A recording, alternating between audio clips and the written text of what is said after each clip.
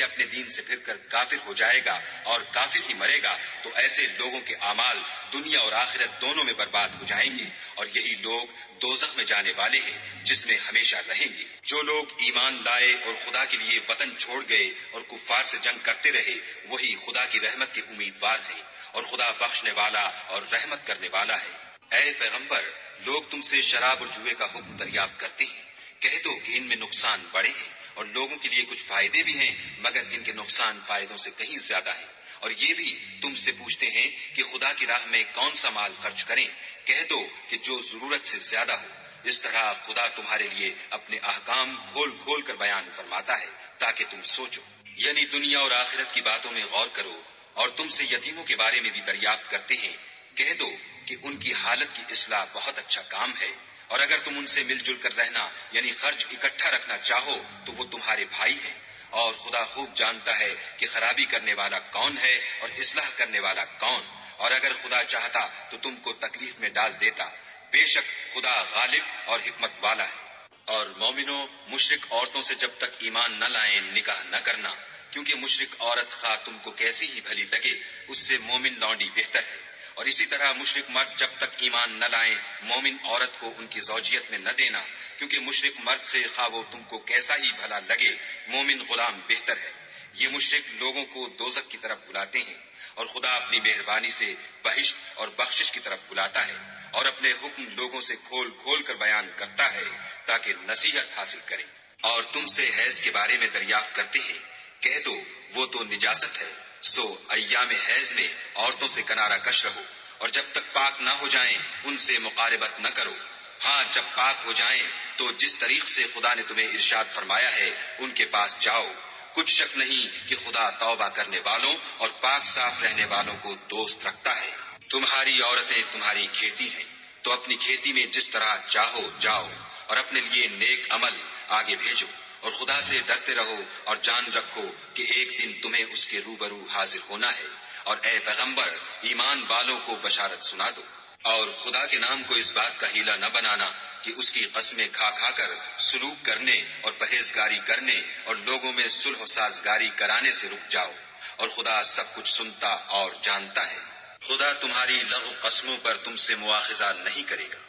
لیکن جو قسمیں تم قصد دلی سے کھاؤ گے ان پر مواخذہ کرے گا، اور خدا بخشنے والا بردبار ہے۔ جو لوگ اپنی عورتوں کے پاس جانے کی قسم کھا لیں ان کو 4 مہینے انتظار کرنا چاہیے، اگر اس عرصے میں قسم سے رجوع کر لیں تو خدا بخشنے والا مہربان ہے، اور اگر طلاق کا ارادہ کر لیں تو بھی خدا سنتا اور جانتا ہے۔ اور طلاق والی عورتیں 3 حیض تک اپنے تئیں روکے رہیں، اور اگر وہ خدا اور روز قیامت پر ایمان رکھتی ہیں تو ان کو جائز نہیں کہ خدا نے جو کچھ ان کے شکم میں پیدا کیا ہے اس کو چھپائیں، اور ان کے خامند اگر پھر موافقت چاہیں تو اس مدت میں وہ ان کو اپنی زوجیت میں لے لینے کے زیادہ حقدار ہیں۔ اور عورتوں کا حق مردوں پر ویسا ہی ہے جیسے دستور کے مطابق مردوں کا حق عورتوں پر ہے، البتہ مردوں کو عورتوں پر فضیلت ہے، اور خدا غالب اور صاحب حکمت ہے۔ طلاق صرف 2 بار ہے، یعنی جب 2 دفعہ طلاق دے دی جائے تو پھر عورتوں کو یا تو بطریق شائستہ نکاح میں رہنے دینا ہے یا بھلائی کے ساتھ چھوڑ دینا، اور یہ جائز نہیں کہ جو مہر تم ان کو دے چکے ہو اس میں سے کچھ واپس دے دو۔ ہاں اگر زن و شوہر کو خوف ہو کہ وہ خدا کی حدوں کو قائم نہیں رکھ سکیں گے تو اگر عورت خاوند کے ہاتھ سے رہائی پانے کے بدلے میں کچھ دے ڈالے تو دونوں پر کچھ گناہ نہیں، یہ خدا کی مقرر کی ہوئی حدیں ہیں، ان سے باہر نہ نکلنا، اور جو لوگ خدا کی حدوں سے باہر نکل جائیں گے وہ گناہگار ہوں گے۔ پھر اگر شوہر 2 طلاقوں کے بعد تیسری طلاق عورت کو دے دے تو اس کے بعد جب تک عورت کسی دوسرے شخص سے نکاح نہ کر لے اس سے پہلے شوہر پر حلال نہ ہوگی۔ ہاں اگر دوسرا خامند بھی طلاق دے دے اور عورت اور پہلا خامند پھر ایک دوسرے کی طرف رجوع کر لیں تو ان پر کچھ گناہ نہیں، بشرطے کہ دونوں یقین کریں کہ خدا کی حدوں کو قائم رکھ سکیں گے، اور یہ خدا کی حدیں ہیں، ان کو وہ ان لوگوں کے لیے بیان فرماتا ہے جو دانش رکھتے ہیں۔ اور جب تم عورتوں کو 2 دفعہ طلاق دے چکو اور ان کی عدت پوری ہو جائے تو انہیں یا تو حسن سلوک سے نکاح میں رہنے دو یا بطریق شائستہ رخصت کر دو، اور اس نیت سے ان کو نکاح میں نہ رہنے دینا چاہیے کہ انہیں تکلیف دو اور ان پر زیادتی کرو، اور جو ایسا کرے گا وہ اپنا ہی نقصان کرے گا، اور خدا کے احکام کو ہنسی اور کھیل نہ بناؤ۔ اور خدا نے تم کو جو نعمتیں بخشی ہیں اور تم پر جو کتاب اور دانائی کی باتیں نازل کی ہیں جن سے وہ تمہیں نصیحت فرماتا ہے ان کو یاد کرو، اور خدا سے ڈرتے رہو اور جان رکھو کہ خدا ہر چیز سے واقف ہے۔ اور جب تم عورتوں کو طلاق دے چکو اور ان کی عدت پوری ہو جائے تو ان کو دوسرے شوہروں کے ساتھ جب وہ آپس میں جائز طور پر راضی ہو جائیں نکاح کرنے سے مت روکو۔ اس حکم سے اس شخص کو نصیحت کی جاتی ہے جو تم میں خدا اور روز آخرت پر یقین رکھتا ہے۔ یہ تمہارے لیے نہایت خوب اور بہت پاکیزگی کی بات ہے اور خدا جانتا ہے اور تم نہیں جانتے۔ اور مائیں اپنے بچوں کو پورے 2 سال دودھ پلائیں۔ یہ حکم اس شخص کے لیے ہے جو پوری مدت تک دودھ پلوانا چاہے، اور دودھ پلانے والی ماؤں کا کھانا اور کپڑا دستور کے مطابق باپ کے ذمہ ہوگا۔ کسی شخص کو اس کی طاقت سے زیادہ تکلیف نہیں دی جاتی، تو یاد رکھو کہ نہ تو ماں کو اس کے بچے کے سبب نقصان پہنچایا جائے اور نہ باپ کو اس کی اولاد کی وجہ سے نقصان پہنچایا جائے، اور اسی طرح نان نفقہ بچے کے وارث کے ذمہ ہے۔ اور اگر دونوں یعنی ماں باپ آپس کی رضامندی اور صلاح سے بچے کا دودھ چھڑانا چاہیں تو ان پر کچھ گناہ نہیں، اور اگر تم اپنی اولاد کو دودھ پلوانا چاہو تو تم پر کچھ گناہ نہیں، بشرطے کہ تم دودھ پلانے والیوں کو دستور کے مطابق ان کا حق جو تم نے دینا کیا تھا دے دو، اور خدا سے ڈرتے رہو اور جان رکھو کہ جو کچھ تم کرتے ہو خدا اس کو دیکھ رہا ہے۔ اور جو لوگ تم میں سے مر جائیں اور عورتیں چھوڑ جائیں تو عورتیں 4 مہینے اور 10 دن اپنے آپ کو روکے رہیں، اور جب یہ عدت پوری کر چکیں اور اپنے حق میں پسندیدہ کام یعنی نکاح کر لیں تو تم پر کچھ گناہ نہیں، اور خدا تمہارے سب کاموں سے واقف ہے۔ اگر تم کنائے کی باتوں میں عورتوں کو نکاح کا پیغام بھیجو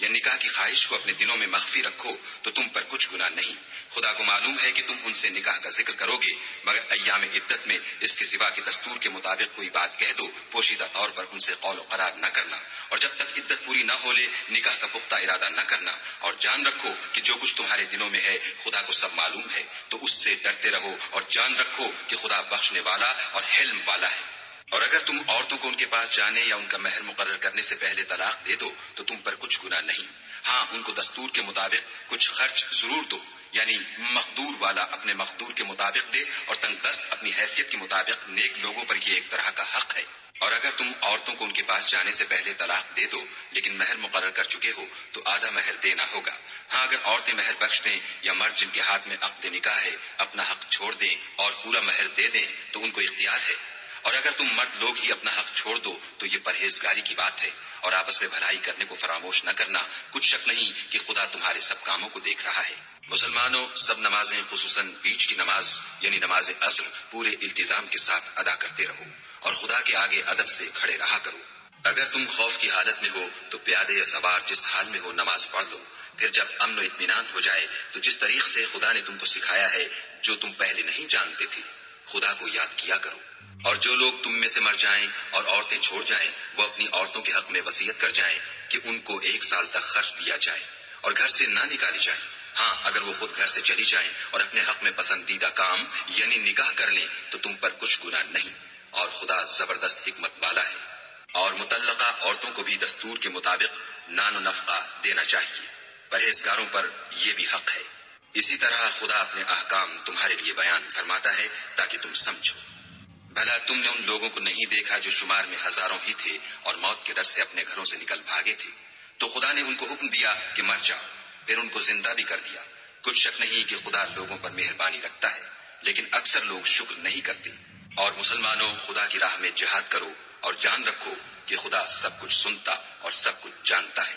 کوئی ہے کہ خدا کو قرض حسنہ دے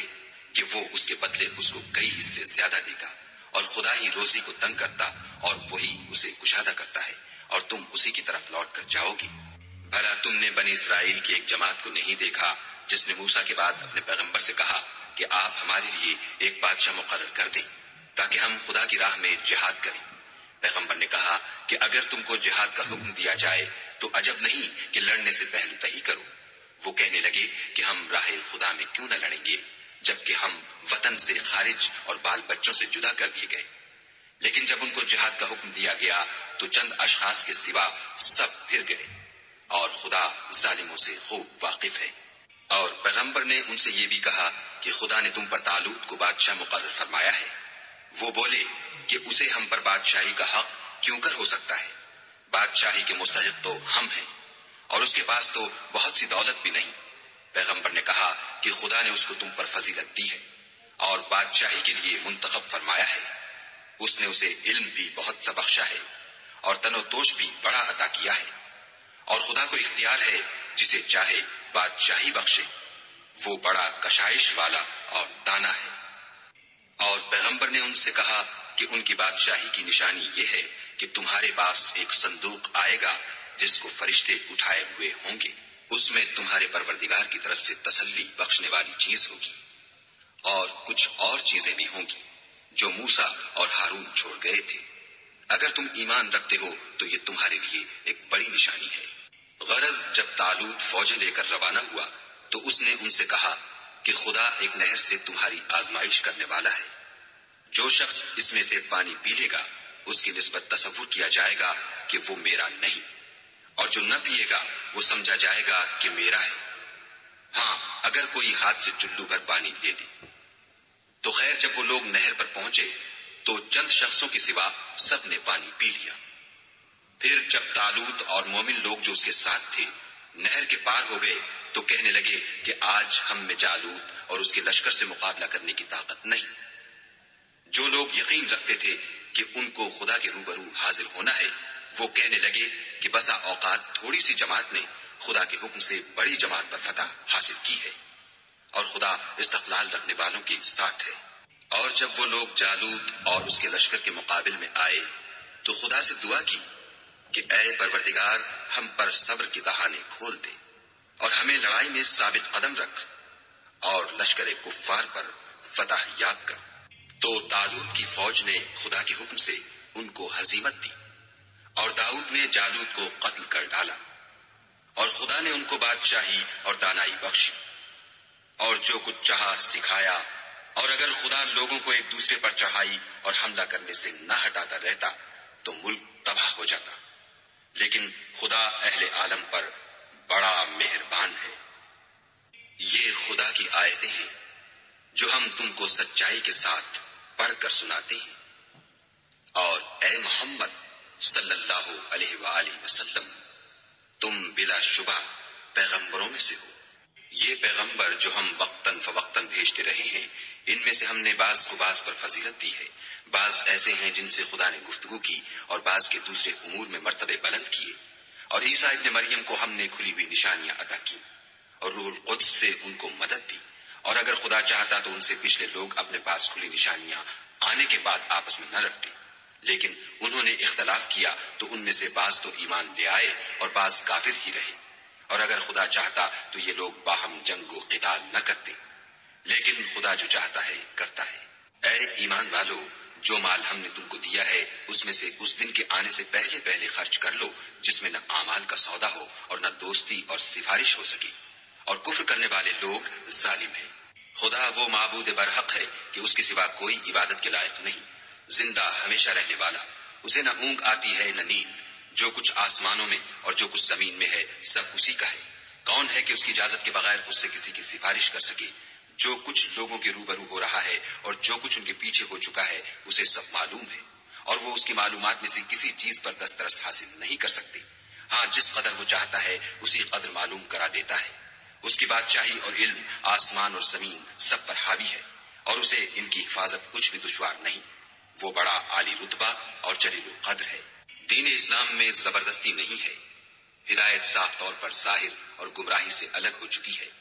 تو جو شخص بتوں سے اعتقاد نہ رکھے اور خدا پر ایمان لائے اس نے ایسی مضبوط رسی ہاتھ میں پکڑ لی ہے جو کبھی ٹوٹنے والی نہیں، اور خدا سب کچھ سنتا اور سب کچھ جانتا ہے۔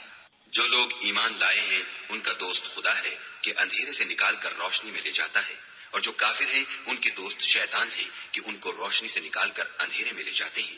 یہی لوگ اہل دوزخ ہیں کہ اس میں ہمیشہ رہیں گے۔ بھلا تم نے اس شخص کو نہیں دیکھا جو اس غرور کے سبب سے کہ خدا نے اس کو سلطنت بخشی تھی ابراہیم سے پروردگار کے بارے میں جھگڑنے لگا؟ جب ابراہیم نے کہا میرا پروردگار تو وہ ہے جو جلاتا ہے اور مارتا ہے، وہ بولا کہ جلا اور مار تو میں بھی سکتا ہوں۔ ابراہیم نے کہا کہ خدا تو سورج کو مشرق سے نکالتا ہے، آپ اسے مغرب سے نکال دیجیے۔ یہ سن کر کافر حیران رہ گیا، اور خدا بے انصافوں کو ہدایت نہیں دیا کرتا۔ یا اسی طرح اس شخص کو نہیں دیکھا جسے ایک گاؤں میں جو اپنی چھتوں پر گرا پڑا تھا اتفاق گزر ہوا، تو اس نے کہا کہ خدا اس کے باشندوں کو مرنے کے بعد کیوں کر زندہ کرے گا؟ تو خدا نے اس کی روح قبض کر لی اور 100 برس تک اس کو مردہ رکھا، پھر اس کو جلا اٹھایا اور پوچھا تم کتنا عرصہ مرے رہے ہو؟ اس نے جواب دیا کہ 1 دن یا اس سے بھی کم۔ خدا نے فرمایا نہیں بلکہ 100 برس مرے رہے ہو، اور اپنے کھانے پینے کی چیزوں کو دیکھو کہ اتنی مدت میں مطلق سڑی بسی نہیں، اور اپنے گدھے کو بھی دیکھو جو مرا پڑا ہے۔ غرض ان باتوں سے یہ ہے کہ ہم تم کو لوگوں کے لیے اپنی قدرت کی نشانی بنائیں، اور ہاں، گدھے کی ہڈیوں کو دیکھو کہ ہم ان کو کیوں کر جوڑے دیتے اور ان پر کس طرح گوشت پوشت چڑھائے دیتے ہیں۔ جب یہ واقعات اس کے مشاہدے میں آئے تو بول اٹھا کہ میں یقین کرتا ہوں کہ خدا ہر چیز پر قادر ہے۔ اور جب ابراہیم نے خدا سے کہا کہ اے پروردگار، مجھے دکھا کہ تم مردوں کو کیوں کر زندہ کرے گا،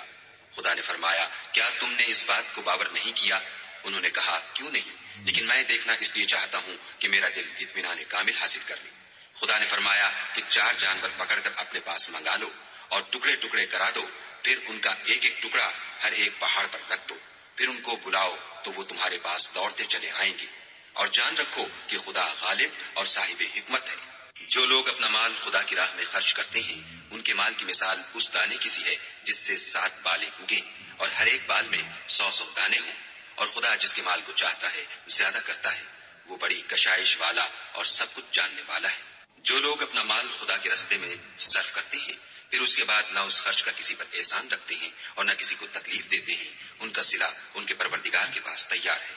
اور قیامت کے روز نہ ان کو کچھ خوف ہوگا اور نہ وہ غمگین ہوں گے۔ جس خیرات دینے کے بعد لینے والے کو ایزا دی جائے، اس سے تو نرم بات کہہ دینی اور اس کی بے ادبی سے درگزر کرنا بہتر ہے، اور خدا بے پرواہ اور بردبار ہے۔ مومنوں، اپنے صدقات و خیرات احسان رکھنے اور ایزا دینے سے اس شخص کی طرح برباد نہ کر دینا جو لوگوں کو دکھاوے کے لیے مال خرچ کرتا ہے اور خدا اور روز آخرت پر ایمان نہیں رکھتا، تو اس کے مال کی مثال اس چٹان کی سی ہے جس پر تھوڑی سی مٹی پڑی ہو اور اس پر زور کا مہ برس کر اسے صاف کر ڈالے۔ اسی طرح یہ ریاکار لوگ اپنے اعمال کا کچھ بھی صلہ حاصل نہیں کر سکیں گے، اور خدا ایسے ناشکروں کو ہدایت نہیں دیا کرتا۔ اور جو لوگ خدا کی خوشنودی حاصل کرنے کے لیے اور خلوص نیت سے اپنا مال خرچ کرتے ہیں، ان کی مثال ایک باغ کی سی ہے جو اونچی جگہ پر واقع ہو، جب اس پر مہ پڑے تو دگنا پھل لائے، اور اگر مہ نہ بھی پڑے تو خیر خوار ہی صحیح، اور خدا تمہارے کاموں کو دیکھ رہا ہے۔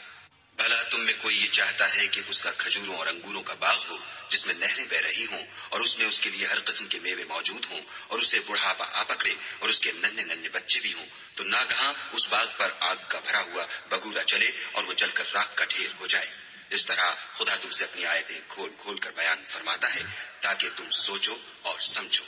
مومنوں، جو پاکیزہ اور عمدہ مال تم کماتے ہو اور جو چیزیں ہم تمہارے لیے زمین سے نکالتے ہیں، ان میں سے راہ خدا میں خرچ کرو، اور بری اور ناپاک چیزیں دینے کا قصد نہ کرنا کہ اگر وہ چیزیں تمہیں دی جائیں تو بجز اس کے کہ لیتے وقت آنکھیں بند کر لو، ان کو کبھی نہ لو، اور جان رکھو کہ خدا بے پرواہ اور قابل ستائش ہے۔ اور دیکھنا، شیطان کا کہا نہ ماننا، وہ تمہیں تنگ دستی کا خوف دلاتا اور بے حیائی کے کام کرنے کو کہتا ہے، اور خدا تم سے اپنی بخشش اور رحمت کا وعدہ کرتا ہے، اور خدا بڑی کشائش والا اور سب کچھ جاننے والا ہے۔ وہ جس کو چاہتا ہے دانائی بخشتا ہے، اور جس کو دانائی ملی بے شک اس کو بڑی نعمت ملی، اور نصیحت تو وہی لوگ قبول کرتے ہیں جو عقل مند ہیں۔ اور تم خدا کی راہ میں جس طرح کا خرچ کرو یا کوئی نظر مانو، خدا اس کو جانتا ہے، اور ظالموں کا کوئی مددگار نہیں۔ اگر تم خیرات ظاہر دو تو وہ بھی خوب ہے، اور اگر پوشیدہ دو اور دو بھی اہل حاجت کو تو وہ خوب تر ہے،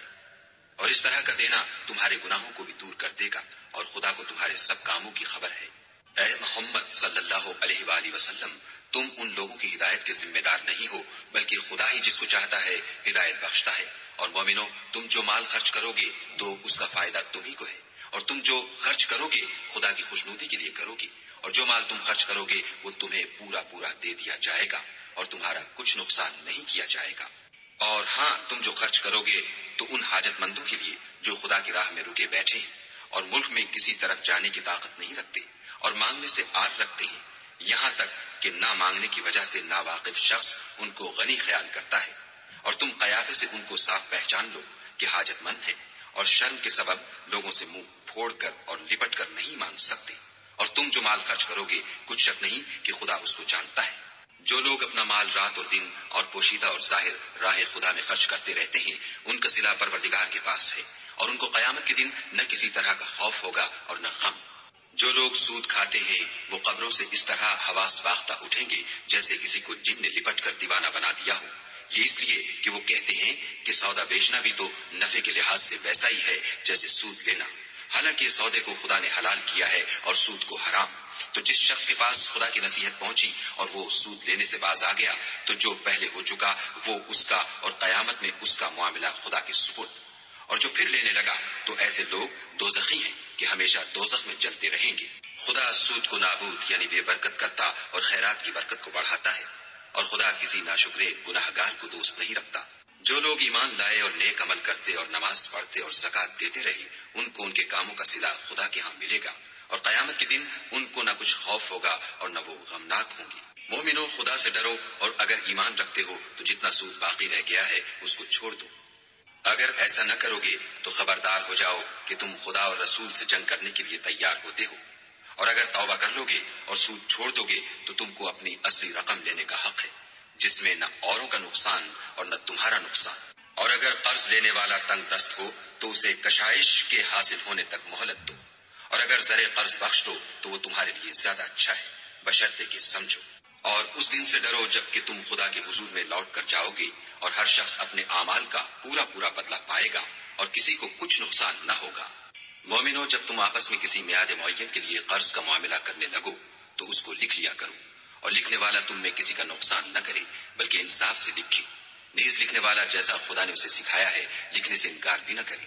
اور دستاویز لکھ دے، اور جو شخص قرض لے وہی دستاویز کا مضمون بول کر لکھوائے، اور خدا سے کہ اس کا مالک ہے خوف کرے، اور زر قرض میں سے کچھ کم نہ لکھوائے۔ اور اگر قرض لینے والا بے عقل یا ضعیف ہو یا مضمون لکھوانے کی قابلیت نہ رکھتا ہو تو جو اس کا ولی ہو وہ انصاف کے ساتھ مضمون لکھوائے، اور اپنے میں سے 2 مردوں کو ایسے معاملے کے گواہ کر لیا کرو، اور اگر 2 مرد نہ ہوں تو 1 مرد اور 2 عورتیں جن کو تم گواہ پسند کرو کافی ہیں، کہ اگر ان میں سے ایک بھول جائے گی تو دوسری اسے یاد دلا دے گی، اور جب گواہ گواہی کے لیے طلب کیے جائے تو انکار نہ کرے۔ اور قرض تھوڑا ہو یا بہت اس کی دستاویز کے لکھنے لکھانے میں کاہلی نہ کرنا، یہ بات خدا کے نزدیک نہایت قرین انصاف ہے، اور شہادت کے لیے بھی یہ بہت درست طریقہ ہے، اس سے تم کو کسی طرح کا شک و شبہ بھی نہیں پڑے گا۔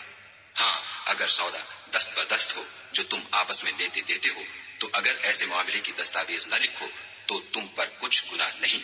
اور جب خرید و فروخت کیا کرو تو بھی گواہ کر لیا کرو، اور کاتب دستاویز اور گواہ معاملہ کرنے والوں کا کسی طرح کا نقصان نہ کرے۔ اگر تم لوگ ایسا کرو تو یہ تمہارے لیے گناہ کی بات ہے، اور خدا سے ڈرو اور دیکھو کہ وہ تم کو کیسی مفید باتیں سکھاتا ہے، اور خدا ہر چیز سے واقف ہے۔ اور اگر تم سفر پر ہو اور دستاویز لکھنے والا نہ مل سکے تو کوئی چیز رہن باقبضہ رکھ کر قرض لے لو، اور اگر کوئی کسی کو امین سمجھے یعنی رہن کے بغیر قرض دے دے تو امانت دار کو چاہیے کہ صاحب امانت کی امانت ادا کر دے، اور خدا سے جو اس کا پروردگار ہے ڈرے۔ اور دیکھنا، شہادت کو مت چھپانا، جو اس کو چھپائے گا وہ دل کا گناہ گار ہوگا، اور خدا تمہارے سب کاموں سے واقف ہے۔ جو کچھ آسمانوں میں اور جو کچھ زمین میں ہے سب خدا ہی کا ہے۔ تم اپنے دلوں کی بات کو ظاہر کرو گے تو اور چھپاؤ گے تو خدا تم سے اس کا حساب لے گا، پھر وہ جسے چاہے مغفرت کرے اور جسے چاہے عذاب دے، اور خدا ہر چیز پر قادر ہے۔ رسول اس کتاب پر جو ان کے پروردگار کی طرف سے ان پر نازل ہوئی ایمان رکھتے ہیں، اور مومن بھی سب خدا پر اور اس کے فرشتوں پر اور اس کی کتابوں پر اور اس کے پیغمبروں پر ایمان رکھتے ہیں، اور کہتے ہیں کہ ہم اس کے پیغمبروں سے کسی میں کچھ فرق نہیں کرتے، اور وہ خدا سے عرض کرتے ہیں کہ ہم نے تیرا حکم سنا اور قبول کیا۔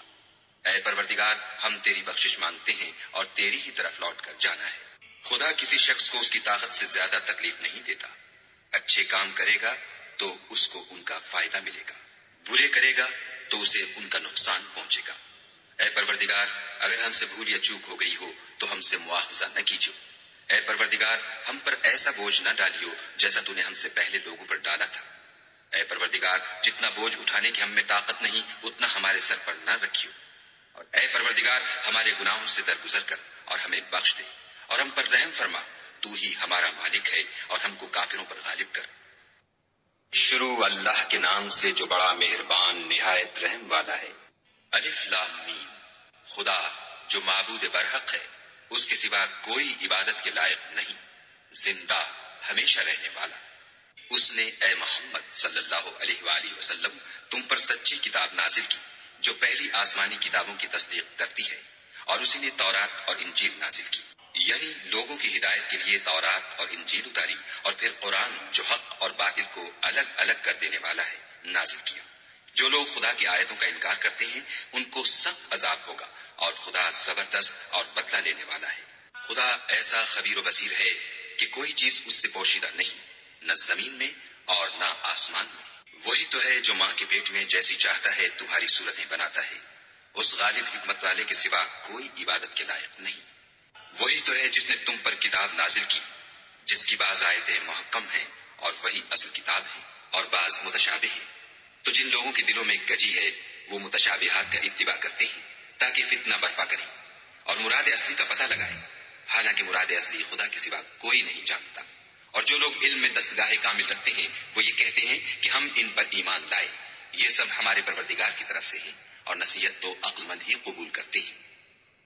اے پروردگار، جب تو نے ہمیں ہدایت بخشی ہے تو اس کے بعد ہمارے دلوں میں کجی نہ پیدا کر دیجو اور ہمیں اپنے ہاں سے نعمت عطا فرما، تو بڑا عطا فرمانے والا ہے۔ اے پروردگار، تو اس روز جس کے آنے میں کچھ بھی شک نہیں سب لوگوں کو اپنے حضور میں جمع کر لے گا، بے شک خدا خلاف وعدہ نہیں کرتا۔ جو لوگ کافر ہوئے اس دن نہ تو ان کا مال ہی خدا کے عذاب سے ان کو بچا سکے گا اور نہ ان کی اولاد ہی کچھ کام آئے گی، اور یہ لوگ آتش جہنم کا ایندھن ہوں گے۔ ان کا حال بھی فرعونیوں اور ان سے پہلے لوگوں کا سا ہوگا جنہوں نے ہماری آیتوں کی تکذیب کی تھی، تو خدا نے ان کو ان کے گناہوں کے سبب عذاب میں پکڑ لیا تھا اور خدا سخت عذاب کرنے والا ہے۔ اے پیغمبر، کافروں سے کہہ دو کہ تم دنیا میں بھی عنقریب مغلوب ہو جاؤ گے اور آخرت میں جہنم کی طرف ہانکے جاؤ گے، اور وہ بری جگہ ہے۔ تمہارے لیے دو گروہوں میں جو جنگ بدر کے دن آپس میں بھڑ گئے قدرت خدا کی عظیم الشان نشانی تھی۔ ایک گروہ مسلمانوں کا تھا، وہ خدا کی راہ میں لڑ رہا تھا، اور دوسرا گروہ کافروں کا تھا، وہ ان کو اپنی آنکھوں سے اپنے سے دگنا مشاہدہ کر رہا تھا۔ اور خدا اپنی نصرت سے جس کو چاہتا ہے مدد دیتا ہے۔ جو اہل بصارت ہیں ان کے لیے اس واقعے میں بڑی عبرت ہے۔ لوگوں کو ان کی خواہشوں کی چیزیں یعنی عورتیں اور بیٹے اور سونے اور چاندی کے بڑے بڑے ڈھیر اور نشان لگے ہوئے گھوڑے اور مویشی اور کھیتی بڑی زینت دار معلوم ہوتی ہیں، مگر یہ سب دنیا ہی کی زندگی کے سامان ہیں اور خدا کے پاس بہت اچھا ٹھکانہ ہے۔ اے پیغمبر، ان سے کہو کہ بھلا میں تم کو ایسی چیز بتاؤں جو ان چیزوں سے کہیں اچھی ہو۔ سنو، جو لوگ پرہیزگار ہیں ان کے لیے خدا کے ہاں باغات بہشت ہیں جن کے نیچے نہریں بہ رہی ہیں، ان میں وہ ہمیشہ رہیں گے، اور پاکیزہ عورتیں ہیں، اور سب سے بڑھ کر خدا کی خوشنودی، اور خدا اپنے نیک بندوں کو دیکھ رہا ہے جو خدا سے التجا کرتے ہیں کہ اے پروردگار، ہم ایمان لے آئے سو ہم کو ہمارے گناہ معاف فرما اور دوزخ کے عذاب سے محفوظ رکھ۔ یہ وہ لوگ ہیں جو مشکلات میں صبر کرتے اور سچ بولتے اور عبادت میں لگے رہتے اور راہ خدا میں خرچ کرتے اور اوقات سحر میں گناہوں کی معافی مانگا کرتے ہیں۔ خدا تو اس بات کی گواہی دیتا ہے کہ اس کے سوا کوئی معبود نہیں، اور فرشتے